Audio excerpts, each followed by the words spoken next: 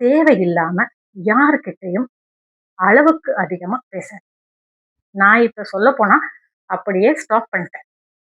யார்கிட்டயும் பேசுறது கிடையாது. 8:30 மணிக்கு மேல ஆன்லைனு வர்றது கிடையாது.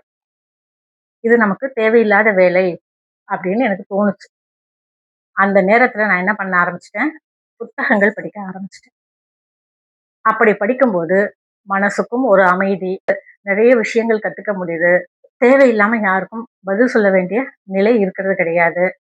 நம்ம குழந்தைகள், நம்ம கணவர், நம்ம குடும்பம், நம்ம கூட இருக்கும்போது, நாம எதுக்கு அடுத்தவங்களுக்கு பதில் சொல்லிக்கிட்டு இருக்கணும்? அதனால இது வந்து, "ஓ! அப்ப நீங்க பதில் சொல்ல மாட்டீங்களா?" அப்படி கிடையாது.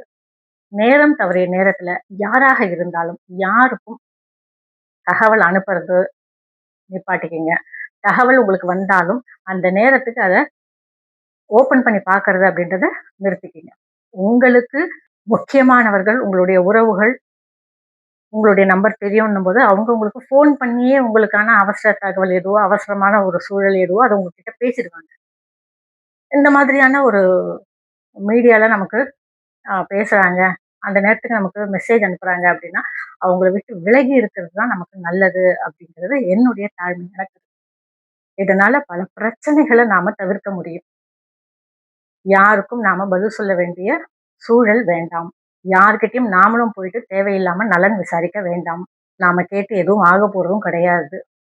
என்னுடைய அம்மா முடியாம இருக்காங்கன்னா, யாரோ எனக்கு ஃபோன் பண்ணி சொல்லுவாங்க.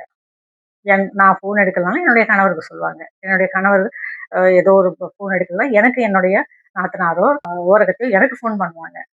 அப்படி நம்முடைய அ உறவுகள் அப்படின்னும்போது, அத நாம எப்படி காப்பாத்திக்கணுமோ, அப்படி நம்ம காப்பாத்திக்கலாமே தவிர, கண்ணுக்கு தெரியாம, நமக்கு அறிமுகம் இல்லாம, யார் யாருக்கும் நாம நேரம் கெட்ட நேரத்துல நாம பேசணும், பதில் சொல்லணும் அப்படின்ற அவசியமே கிடையாது.